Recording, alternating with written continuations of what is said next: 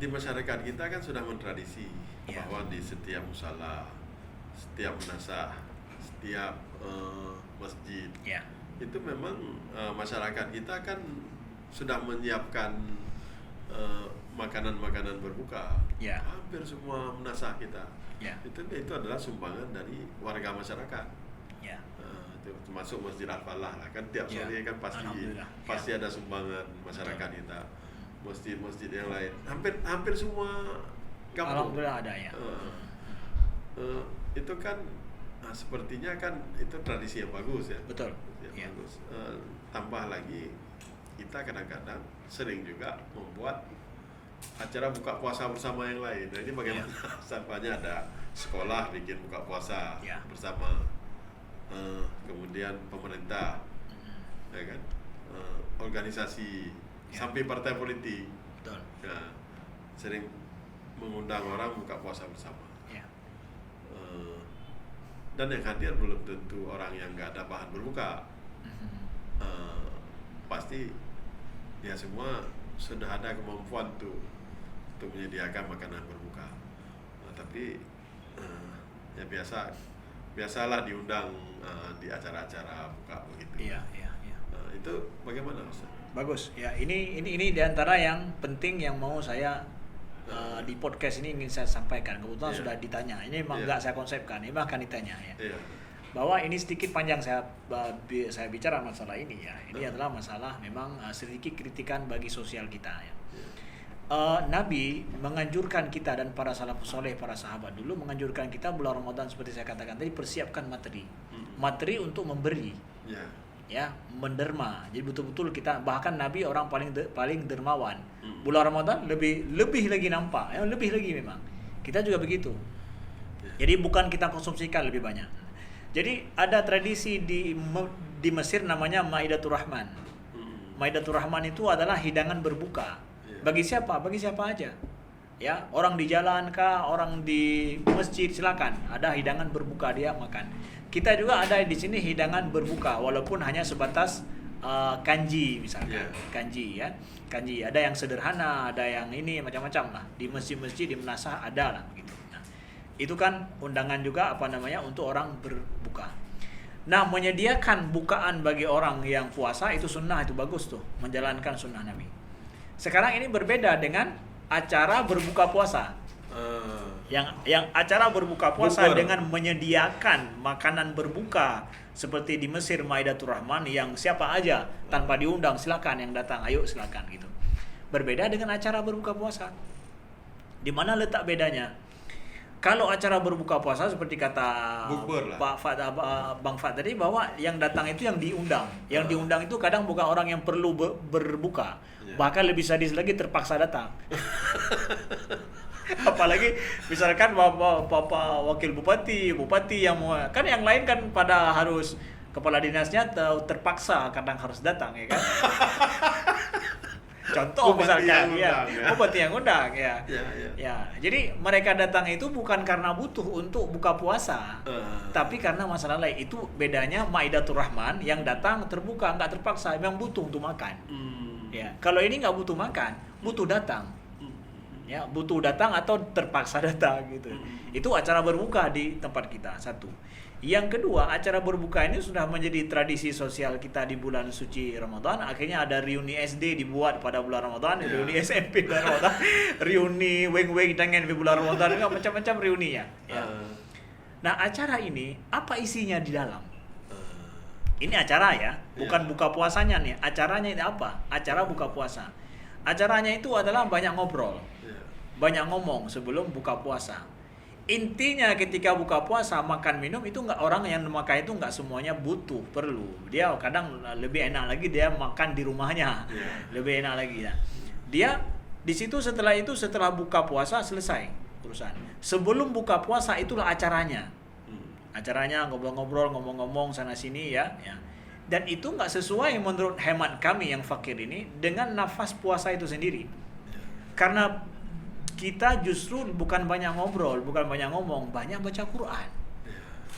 Kalau memang tradisi ini tetap terjadi seperti itu, entahkah di kafe kita buat, maka lebih ini orang anak-anak remaja kita juga ikut-ikutan buat, sama-sama remaja mereka ngumpul akhirnya dengan cara yang tidak etis atas dasar acara buka puasa, bukan Maidatur Rahman, bukan.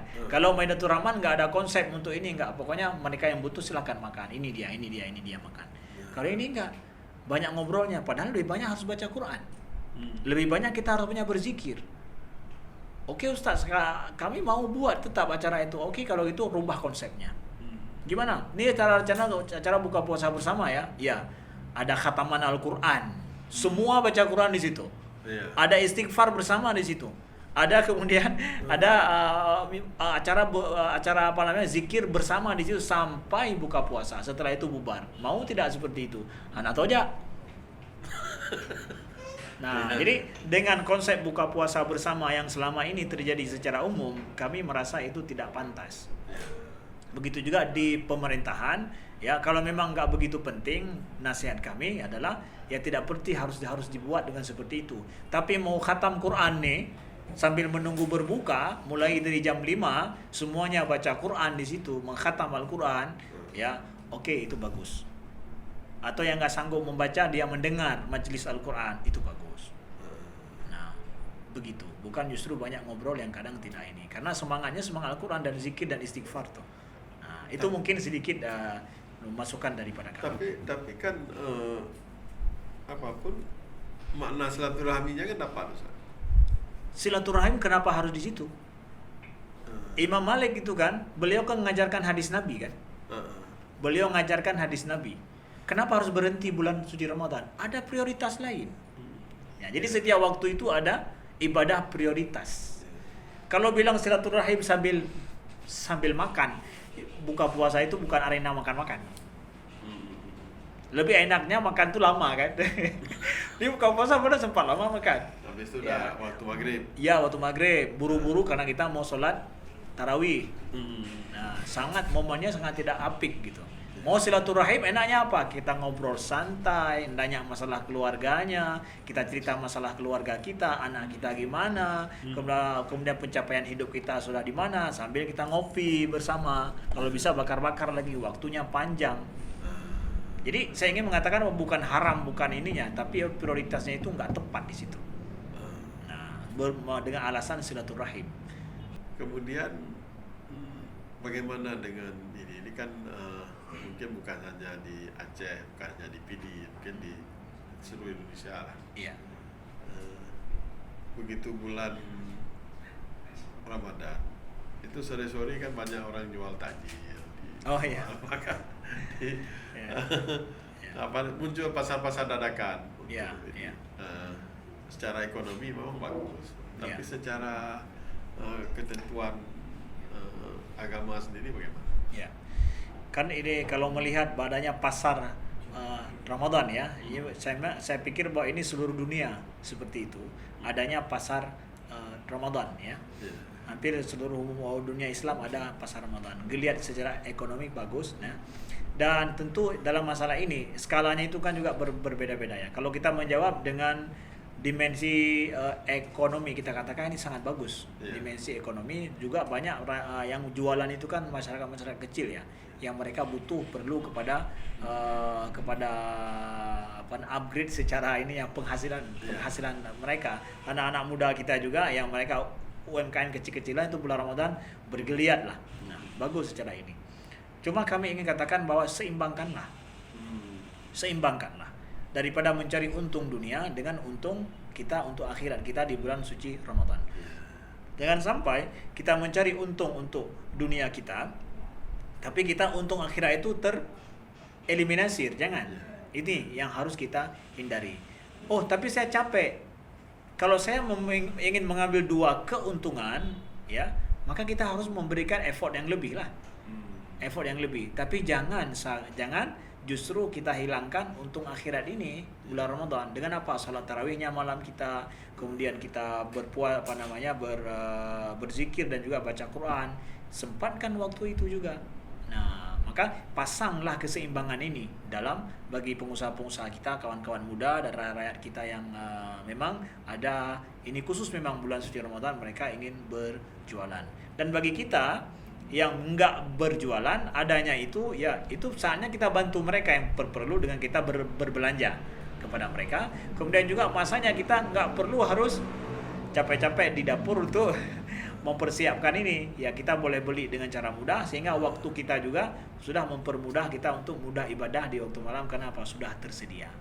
Ya apa yang kita mau, dan dengan syarat juga adalah tidak memperturutkan hawa nafsu karena banyaknya model hidangan di depan kita yang banyak bisa dibeli juga itu, jadi harus tahu ini puasa loh, tahan nafsu gitu ya belinya.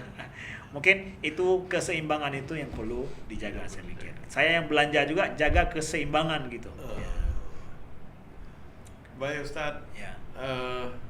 Terakhir mungkin ada harapan-harapan khusus menyambut bulan Ramadan untuk anak-anak muda. Apakah anak-anak muda atau kita ini menyambut bulan Ramadan rapi-rapi dulu, Ya. harus beli sarung baru atau baju baru dan sebagainya. Ya. Betul ya. Ini pesan kami mungkin secara umum adalah kepada saya sendiri dan juga kepada keluarga dan juga kepada penonton semuanya yang ikuti podcast PD ini, bahwa pertama adalah bergembira datangnya bulan suci Ramadan. Ya. Karena kata Allah dalam surat Yunus bahwa qul bi fadlillahi wa bi rahmatihi falyafrahu. Katakan dengan keutamaan dan juga dengan rahmat Allah hendaklah mereka bergembira.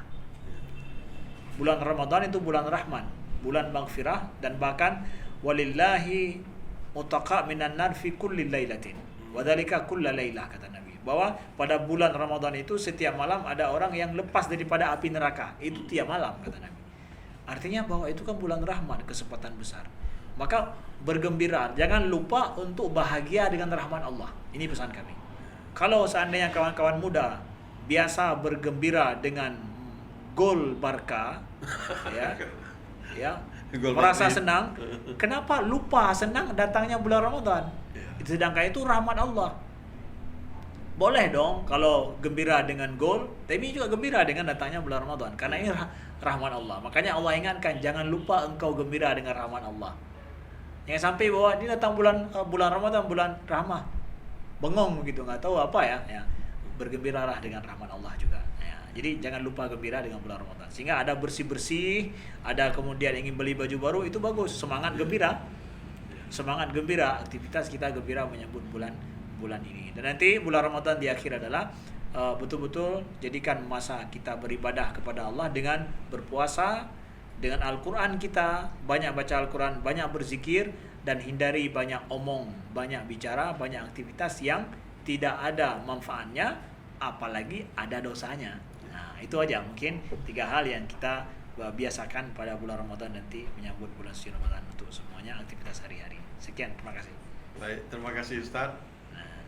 Rakan Lun, inilah bincang-bincang kita pada hari ini dengan Ustadz Amir Fadmi dalam rangka menyambut datangnya bulan Ramadan. PD Podcast, Bajroh Bojroh, podcastnya Urupidi. Wassalamualaikum warahmatullahi wabarakatuh.